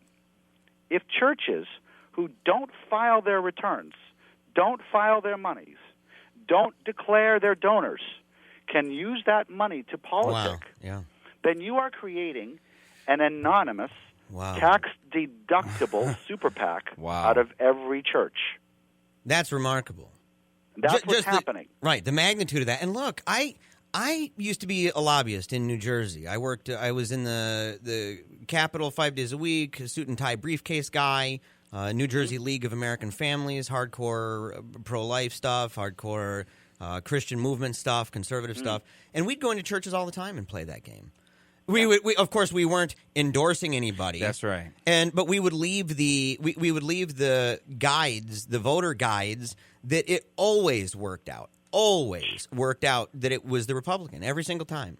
Of course. So we always played that game, but we always were, we can't really talk about it, wink, wink, nod, nod. And we did that. And when I was a pastor, I did that all the time. Yeah. I was always tiptoeing. Not even tiptoeing. Sometimes it was blazing right over the line. I was way too many spiritual tokes over the line on that one. But yeah. But now if we're taking away any worry of being audited, now the money can flow. Now the money, and I want to stress this again, unlimited money, completely anonymous, tax-deductible donations to political campaigns. That's what we're talking about. Untraced, unaudited, unaccounted for, zero accountability. Churches, and I want to make sure that everybody gets this because there are two different kinds of 501c3 nonprofit organizations for this example, religious and non-religious, according to the IRS. American Atheists is a 501c3 tax-deductible organization, but we file our Form 990s every year, and it's public information. So no matter what happens, you can go online, and of course American Atheist has its returns audited every year. Optionally, we audit our returns every year and publicize those returns, which you're never going to get from any church. But we have to publish our numbers. You have to know how much money American Atheist brings in, how much money we spend on salaries, how much money we spend on programs. The government has to know that. Religious organizations are exempt from this. They file no forms. We don't know how much money they bring in. We don't know how much money they spend, and it's only because for religious organizations. Those are the organizations that are now going to be able to take in unlimited money, give a tax deduction, and not show anything for it. In other words, let's say Joe's church down the street wants to raise money for Donald Trump, and you donate $10 million to that. You get a $10 million tax deduction. The church may keep $5 million of it. You'll never know. That pastor's going to get really, really rich. You're going to see commercials with your half of $10 million on the screen. You'll think it was all spent, and there's no accountability, zero. Wow. It's a huge corruption hole that President Trump is opening with this Johnson Amendment, and it's a massive hole for corruption. Wow. A massive hole for religion to take over the political landscape. And this is what he's doing. Why is he doing it? He's doing it so that the religious people will support him for his other corrupt activities. That's what he's doing. That's why he fired Comey. And what did he do when he fired Comey? He went to Liberty University and said, "We all pray to God, not the government." Look at that. He's getting religious support. He's an atheist, in my opinion. Mm-hmm. He's an atheist. He was asked what was his favorite Bible verse. He couldn't name John 3:16. He couldn't name Genesis 1. But he's so religious. And so he went to Liberty University after he fired Comey, who was being arrested, who was fired for, investigating Trump. And he's organizing, he's coddling religion to get religious support to support him through his other corrupt activities. It's really disgusting. It's really obvious. And the Johnson Amendment is going to make a lot of pastors very wealthy, and that's going to mean they're going to be cheering for President Trump from the pulpit. Yay! And that's what's happening on a massive level, and that's why the Johnson Amendment is so scary, and that's why we at American Atheists are gearing up for an intelligent, efficient, and important fight ahead of us. We're down to like the last 3 minutes of the show. And we were going to talk – no, this is great. We were going to talk about the lawsuit challenging Pennsylvania House of Representatives, the discriminatory invocation policies. That's available on the website. But I'm more interested in just saying, how can people – you're talking about, there's this tendency for people to say, we're done, it's over, we're not going to be involved anymore, we don't have to, or, well, it's a waste and a wash, and that you're against it, and you're saying, look, there's a big fight out there. What can people do here, even in Grand Rapids, Michigan, or wherever they're listening, because this gets shared after it's broadcast on AM/FM, it gets shared online as a podcast. What can people do wherever they are to get involved in any way that can help support American Atheists? Okay, so first of all, the website for American Atheists is atheists.org, and yes, we need your support. We have a donor match going on right now. Every monthly donation is matched. So if you donate $10 a month, we get $20 a month. Please join American Atheists. Please donate to American Atheists, and that's important. What is also important is in your mind. Don't give up. When the mighty have fallen, when the mighty get back up, and we are getting back up. We are a huge, growing, coalescing movement. And after Trump is done, after this whole S show is over, we're going to be mighty here. We're going to be strong. 9/11, unfortunately, was a very good thing for the atheist movement. It got a whole bunch of people together, and looking at the way George W. Bush used religion, got a whole bunch of people together, brought people out of the woodwork. I'm hoping that this is going to happen again. I'm hoping that people are going to get motivated to save this country. I'm hoping that people are going to get motivated to do the hard work, fight the hard fight. Yes, we're fighting against a Goliath, as it were. But check it out. We've got some really good slings. We've got 26% of the population. The best thing that we can do right now, the best thing that everybody can do right now is not give up. Go to your local organizations. Support American Atheists. Donate where you can. March when you can. And do not give up. We are not out. We're down. But we are not even close to being done. I'm here for the long haul, and I hope everybody else is too. Well, thank you so much. You're a pro, my man. We're good on time. And I'll tell you, I love that you wrapped it up with that. It's been a message that's been resonating in our hearts here with this show specifically and with the people in this community with our daughter. Her message, my daughter, Samantha, her themes in life, her hashtags, in fact, her mottos were never give up and keep on smiling. And so the idea of saying, look, don't give up. We need you now more than ever. And you know what?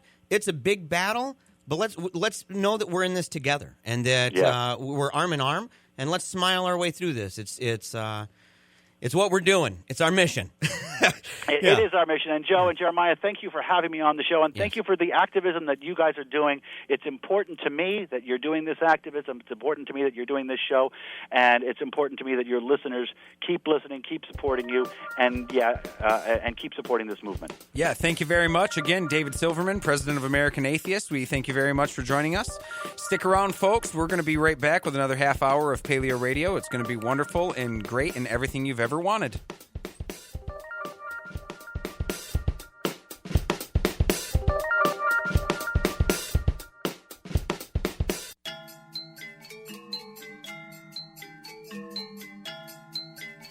Now back to Joe and Jeremiah. Welcome back to Paleo Radio, where all things and all dreams come true. It's a wonderful place to be, and it's only alive and well for 2 hours a week. Paleo Radio Land is absolutely marvelous. And you know what? It's true. We're only open, in fact, 2 hours a week. That's right. Right here. And you can go to our Facebook page, and it even indicates that. We're trying really hard to figure out how in the world to get it so that our response time accurately reflects our actual response time on Facebook. No we joke. Respond. We but work it says, hard. Yeah, if somebody reaches out to us, we respond, and then it says 176 hours it takes. Yeah, right. Yeah, this is totally a joke. So we looked up different ways to try to figure out how in the world to make that more realistic. And one way was to actually put your times that you're open on. And I'm like, oh well, we're open and live 10 to noon Eastern time. So let's go ahead and do that. But look, we said at the beginning of the show we were going to do this really cool question of the day. And then we forgot. And then we totally forgot to do it. And so, that happens for many reasons. So, but we have a question here. Yeah, question of the day is, who is the player? You can either give the player or the stat. The record for assists in a single game in the NBA. Mm-hmm. I know this is kind of for the people that are a little more nerdy that like our show, I don't know if they're going to dig this, but for your sports jocks, here you go. Who has the record for most assists in a single NBA game? You can either give the person's name or the amount of assists that they had. And you can win if you get this, and you have to call the number 616-656-1680. One more time, the question, who or what number, right? So who did the assists or what number of assists were done in one game that holds the record in the NBA? Yes. If you have the answer to that, call 616-656-1680 because, look, we have an awesome, super cool prize vault. Yes, we do. Yeah. With all sorts of goodies in there. It's great. We have books. We've got comic books. We've got graphic novels. We've got baseball cards, basketball cards, a couple football cards, nothing too serious. And we've got a lot of books, like an actual library. Basically. Yeah, we do. Yeah, we have a more respectable library that's in our vault than most people have in their homes. And so you can, ranging from science to fiction, all the way. It may adapt to a book exchange. It might. I mean, we're getting to the point where we have enough books so that we might just. I mean, the Paleo Vault is becoming an actual huge vault. It's of massive. Stuff. Yes, it is becoming a huge and very lucrative. In fact, there's a lot of stuff in there. There's a lot of good stuff. And we even have a $20 gift card to Brick Road Pizza here in Grand Rapids. So if you're in Grand Rapids and you have heard the question, who holds the record for the most assists in one game, or how many assists would it be? So you can do either the number of assists that this individual did or the name of the individual that did the assists. But who or what number is the record in one game in NBA history? And it's an impressive number. When I saw it, I was actually blown away. I was like, if somebody would have asked me, well, what would you think? I would not have come to this number. I would have been off by a lot. Yes. And to be just even more specific for our fans and people listening to the show, an assist would be where the player makes a pass to another player on his team, and within one dribble they've scored. So in the NBA, it's kind of a little bit loosely organized from that, but it is essentially that's an assist. So it's not passing the ball and the person takes 15 dribbles, shoots, and makes it. You get an assist. You have to be really actually assisting them to a basket within one dribble or within a couple steps. Yeah, so strict. Which does mean you have to have a high level of passing ability. And I was actually pretty excited to see this individual at the top of that list. Someone you wouldn't expect. Somebody you wouldn't expect, but, well, Kinda. It's an interesting individual. Yeah. An interesting individual, extremely important to the team, very, very valuable to the team, but not even one of the top three Not even close. Not even close. I mean, and so, yeah, anyway, we don't want to give any more than that. Again, if you've got the answer, 616-656-1680. But, Joe, we were talking about this whole thing about chickens. Yes, yeah. In the meantime, we're going to talk What's up about with that? medieval monks and the modern-day chicken. Yeah, this is from IFL Science, and it says that you can thank medieval monks for the modern-day chicken. It says the humble chicken has had a heck of a journey. I just edited that out as I went. Yeah. After being domesticated from jungle fowl in southeastern Asia some 6,000 years ago for cockfighting, they went on to become egg providers and religious oracles for numerous cultures across the world. They even accompanied Roman armies into war because they were thought to give such good fortune tells, which is interesting. Somewhere along the line, they became the modern-day chicken that we all know, love, grow, and in factory farms we eat. New DNA evidence gathered from nearly 100 ancient chicken bones and published in the journal Molecular Biology and Evolution suggests that the genetics of a chicken underwent a considerable change in the High Middle Ages around 1000 CE. This shift also coincided with the increasing urbanization of some unique Catholic fasting practices across Northern Europe. Mm-hmm. So the chicken is kind of connected with fasting, right? Genetic variants in 2 genes are believed to make modern chickens. Firstly, TSHR is a gene that's thought to lead to loss of seasonal reproduction in many domestic animals. This also tends to make birds lay eggs year-round, be less aggressive, and friendlier to people. The other is BCDO2, affecting skin pigmentation in birds. You know, it's funny. We got a caller on the line here with this, but before we go to this caller with the answer, I was hoping they have the answer to our question. I was thinking, I said, have you seen the movie Religulous? Oh, of course. Of course you have. Of course I have. I'm a Bill Maher junkie. You're a Bill Maher junkie. Well, in Religulous, you remember he spends a lot of time with the Jews, talking to them about all the technologies that they use to try to get around the Sabbath restrictions. Yes. Are chickens, are they the result in being connected with fasting, that it was Catholics and other people trying to get around fasting regulations? Yes. Goodness gracious alive. That's exactly what it is. So basically the is. chicken is the same thing as the air-powered elevator or whatever it is. The chicken is essentially the loophole to having to have all those rules, those religious rules. All right, we've got James from Hendersonville, Tennessee. There we go. This is awesome. Listening on the phone app. Thank you for listening in Hendersonville, Tennessee. You have the answer, or you believe you do, for the question of the day. Welcome to Paleo Radio. Hey, just glad to be here. Yes. Yeah. So what's I've been listening to you guys. You guys do a great job. Thank you. Yeah. Thank you very much. Yeah. You have the answer for us, you think? I believe it's Scott Skiles. It is Scott Skiles, old Michigan State alum. Yeah. Yes, man. His record is 30 assists. He had 30 assists on December 30th, 1990. Can you believe that? It's a long time ago. That's a long time ago. That's a lot of assists. Yeah. Man. And just to give people reference, if they're not big basketball fans, elite point guards average just over 10. I mean, if they're averaging around 10 assists in a game, that's considered elite. Top of the line. Scott Skiles pulled off 30 in one game. Just uncanny. Yeah. Wow. That's amazing. Thank you. Yeah, you do get to dip in the Paleo Radio bucket. Yes. Into the vault, which that means that we'll hold you over, get your email address, and we can send you something. We'll give you a photo, let you look through what we have, and send you whatever you'd like. That'd be great. All right, Yeah, sounds good. definitely. We're going to put you on hold again. Thank you so much, James, for tuning in to Paleo Radio in Tennessee. We're really appreciative that you called us. All right. Thank you, Jeremiah. All right, thank you. All right. That pumps me up, man. Yes, sir. I'm super psyched. Got a Tennessee call about Scott Skiles. Tennessee call. Our last caller was from California, the one that won. Yes. The last call. So we're getting... This is what we're saying, and maybe this is why it's a good thing to just use Eastern Time. Is because it's true. We actually have people from all over the country who listen to the show. Like, Yes, we do. It's not a joke when we say, look, we have people calling in. We don't know, off the top of my head, I don't think we know James. No. Not off the top of our heads. I mean, like, it's not like we connect with people and say, hey, you're over in another state, call us. We have people all over the country who are interested in our program, increasingly getting involved. And look, if you love the show, and we know you do, if you love the show, you have to make sure to find out in what ways you can become a part of the program. We have people who, just because they're so in love with the show, they make memes about us. They make memes about interviews. We had one, what was it, Johnny Pike? He made one just yesterday, just saying, hey, I'm really pumped about the guest you guys are having. I hope it's okay that I just made this meme. Yes. Well, and as you say, I mean, this is something that this is just a little inside trader secret for you folks here at Paleo Radio, but, you know, a little bit of a brag time, I guess. But, hey, on our Spreaker, we're able to look at our statistics.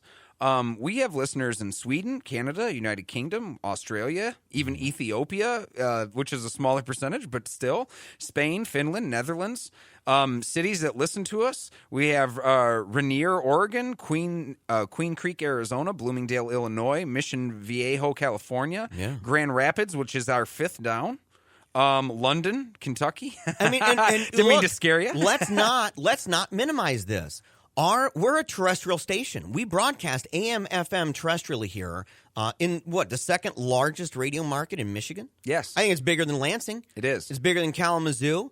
It's bigger than any of them. So you got Detroit, which is huge. You got Grand Rapids.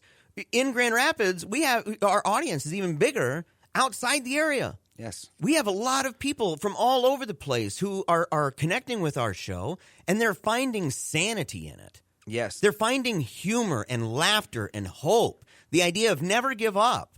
The idea of keep on smiling. The idea of be yourself. Come up with the answers. Be equipped. Be a free man and a free woman. These are things. Be informed as a media consumer. Equipped. And be active in things that you want to be active in to the extent that you want to be active in them. This is a message that's resonating increasingly, not only in Grand Rapids terrestrially, but now even more all over the country. Yeah. Yes. Yes, exactly right. And I think the other thing, too, is just thank you guys very much for listening and supporting the show. It's growing and moving in ways that I can't say we didn't expect it. We've been working towards it for a long time, but it is happening faster than expected, and we really do appreciate it. We like the support that you guys give us. We like the social media interactions, and having people like David Silverman on and having these interviews, it's great. We're loving it, and we can't do any of that without you guys supporting us. A great way that you can help us out, too, is if you can't afford to support us through Patreon, just contact local radio stations that have talk radio and tell them to look for PaleoRadio. And when you do that through Pacifica, we can get picked up on your local radio shows. Yes. And we're talking about the people that are outside Grand Rapids. For those of you that are in Grand Rapids, we love you guys to death. You're our home base. This is home plate here. And the support that we get from the Grand Rapidians is immense. And we love it. Massive. You know, and to sit there and say that's exactly what we want. We want people who find Paleo Radio to be useful to them, to be something that they look forward to every single week, that they look forward to being part of it, and that they not only identify intellectually with the stuff that we talk about and the attitude and the disposition, but that they find a sense of community even, that people are becoming friends, that the divas are friends, that the paleocrats are friends, that it's a community of individuals that they're thinking about these issues and that they're trying to live a good and well-rounded life. Yes. I mean, that's really the heart of the show. It's like we do it for ourselves, too. We say, look, we want to be well-rounded. We don't want to be, hobby horse specialists. No. That's not what we are. No, that's not what life is. That's not what life is. Life is about everything. We hope that you live a good, happy, well-examined life. Yes. Dead serious. Dead serious. Thank you for joining Paleo Radio. We'll be back with our last segment right after this.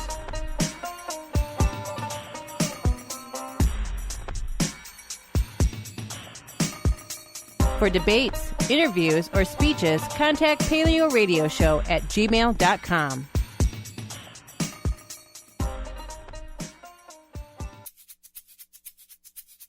You love to hate 'em, you hate to love 'em. You just can't get enough of them, you sick freaks. Paleo Radio's on the air. Love and life, every minute of it, especially when we're live on Paleo Radio every single Monday, 10 to noon Eastern Time. It's always boatloads of fun, bellies full of giggles, Joe. That's right. Bunch of giggles. Bunch of giggles. And this issue here, though, is not funny. Not only is it not funny that we're in our final 15 minutes, and we want to give a big shout-out, of course, to David Silverman of American Atheists for being our guest, our very special guest on today's edition. We want to thank him. We also want to thank all the callers who called the show and made it a very special experience today, in fact, as it always is, but especially good when we have people call and call from different states. We love it. And we even had a winner in our question of the day, which came fast. Yeah, and it came fast after the question of the day took a long time to come. Like, That's right. It was about an hour and a half into a 2-hour show. And we did it, but bada boom, it was an answer real quick. But listen, this is actually not good at all, this right here. But I guess it's kind of a mixed bag on this, Joe, with the whole Comey situation. Uri Friedman over at The Atlantic says America isn't having a constitutional crisis, but Trump may have just made one more likely in the future. Begins by saying, when news broke that Donald Trump had fired James Comey, who was in the midst of investigating possible collusion between the Russian government and the president's campaign, Brian Schatz knew just what to call it. Quote, "We're in a full-fledged constitutional crisis," the Democratic senator wrote on Twitter. A host of Democratic lawmakers have since echoed Schatz's dire warning. But are they right?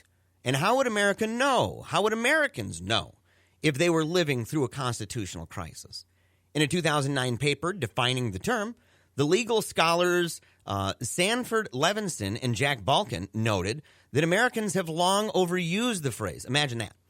Yeah, Yes. They've long overused the phrase of it's a constitutional crisis. I mean, that's like the fancy way of saying it's Hitler in political science. Yes, it is. So it's their Hitler, which isn't surprising in a country tested to its core by a failed constitution, the Articles of Confederation, civil war, economic depression, and 2 world wars. In recent years, constitutional crises have been spotted in everything.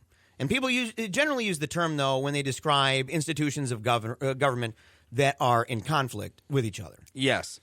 And this is Levinson and Balkin wrote, but the mere existence of conflict, even profound conflict, cannot be the definition of crisis. Conflict in a constitutional system is not a bug, it's a feature, which is very important to bring up, that the Constitution is built to be able to air out ideas and have a very slow, kind of arduous process to it. It's to eliminate fast-tracking things.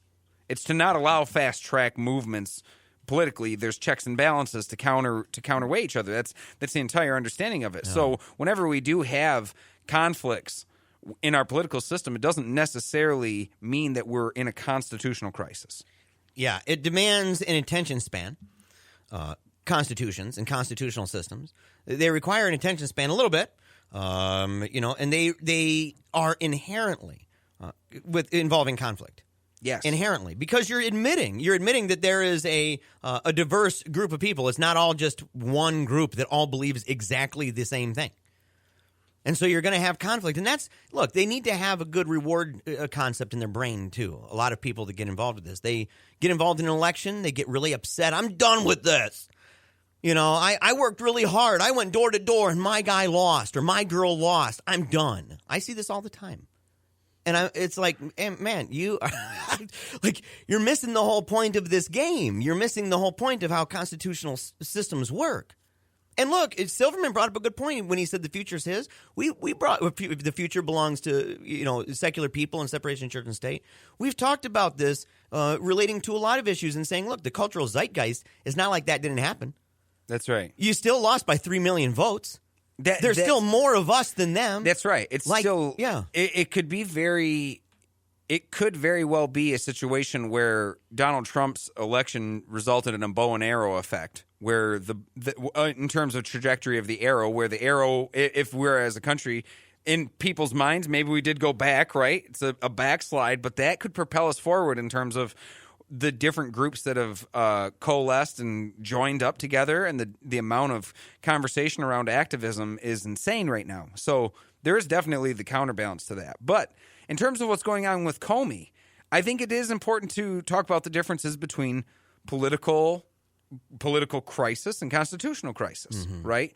Was Trump's firing of Comey constitutional? Steve Levitsky, a professor of government at Harvard, who recently co-authored an article in Foreign Affairs on why American democracy could erode during Donald Trump's presidency, he wrote, quote, "Trump was completely within his constitutional bounds in doing what he did.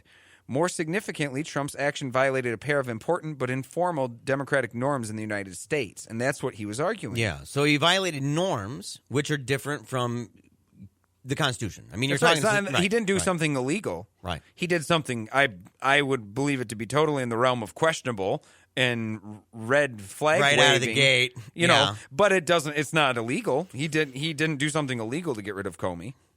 But it is questionable, right?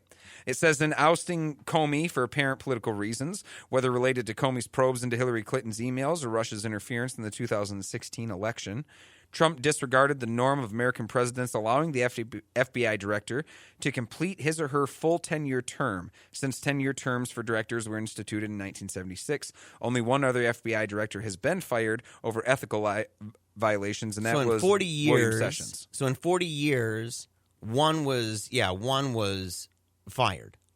Yes. And which means 3 would not be. Yes. 3 would or whatever. However, I don't know how many would play out between, I don't want to. Yeah, and one fired that was William Sessions for ethical reasons. I mean, he was using FBI money to build a fence around his house and stuff. This is in the 90s. Bill Clinton got rid of him. But there is some connections. It's not the exact same as Nixon type stuff, right? With Nixon getting rid of Archibald Cox, but at the same time, this is only the second time where a president has fired anyone investigating him. Nixon did that to Archibald Cox, and Trump has now done it to Comey. That's about the only similarity I can see so far, but there could be more. There could be more. And, you look at it and you say, the standard practice, Levitsky said, is intended to maintain the FBI's status as, quote, a powerful independent agency capable of seriously investigating the government itself, the president himself. And I think it's true. I think there's, even if it's the appearance of it, even if people can criticize, and I do, I criticize. I think everybody, not everybody, obviously, but a lot of very high-profile Democratic people, they were calling for him to be fired before, but to sit there and say, if you end up being the guy who's being investigated and you do the firing, that makes it really difficult. Not only to believe that it's not some kind of problem on the president's side, right? I mean, that's a problem right out of the gate. That's the red flag. Red flags don't necessarily mean mines, right? For anybody who's played, what's that? Minesweep? Minesweep, I mean, right? you could have a red flag that goes up, and it might not be a mine under there. But boy, that definitely sets it off with this.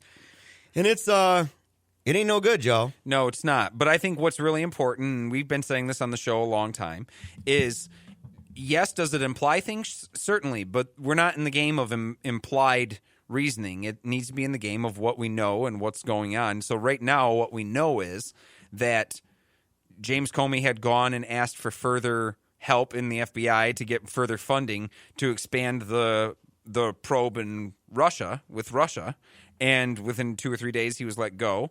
But we've been told by Donald Trump and his associates, a couple contradicting things, but of one, that he was fired by the way he handled with Hillary Clinton's emails, and that he misspoke during testimony about Hillary Clinton, and that was a reason for his firing. So that is... There's a narrative. There's a competing narrative out there that needs to be challenged. Narrative. Yep, and it needs to be questioned. It needs to be investigated. And, Maxine Waters, I'm actually kind of excited to see stuff like this where, Maxine Waters was very vocal numerous times throughout the campaign talking about Comey's got to go. I mean, she had a really kind of drop the mic moment, too, where she's like, he's totally incompetent. He is unqualified to be in this position. Bernie Sanders said he should be fired. He needs to be relieved immediately. I mean, you have all these high-profile people saying this sort of thing and then backtracking on it, and all of a sudden now saying something a lot different. And there's people on CNN. I watched a couple of videos. There's a guy on CNN who specifically points this out there and says, well, wait a second. Do you change your position on this? And it got kind of embarrassing. And the guy was chuckling because it was like, this is not playing out very well for people. And why? I mean, everybody said the guy's got to go. I'm not saying that it's a good thing that Trump is the one that let him go. I'm saying those are red flag land.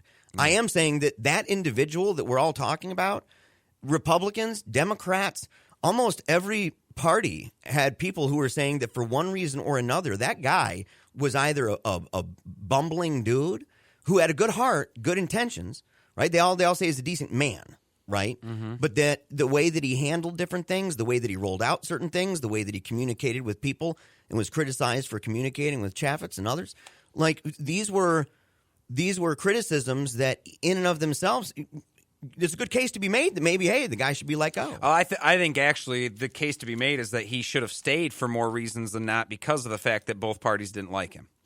When you have both parties that don't think he's doing a good job, to me, that's a great example of showing being nonpartisan. Fair and valid point. That yes, of course, Democrats didn't like him when he was looking at their person. Now Republicans don't like him because he's looking at theirs. But people that I feel myself more closely aligned with, personally, I feel more closely aligned with the idea of saying, I supported his investigation of Hillary Clinton. I also supported the investigation of Donald Trump. And I'm very concerned about seeing him go for the sake of who's going to replace him. Right. Who is going to be the person? Now, if this person is closely affiliated with Donald Trump's campaign and he ends up being the person in there, then it's time to really worry. You know, I got to say this, and it's so crazy that Angela just showed me this just now. We have 1,000 likes we hit on our Facebook. 1,000. Hey, yes. Thank you. We have reached all. 1,000. Thank you so much. We love every single one of you. And look, if you have not loved us on Facebook, make sure to do it. Set us at follow and see first. And you can do that by going to facebook.com/PaleoRadio. And as always, we love interacting with you guys on twitter.com/PaleoRadio or just the Paleo Radio Show handle. Thank you guys very much for joining us this week. It's been fun. Thank you, David Silverman, for joining us as well. And we will see you all next week.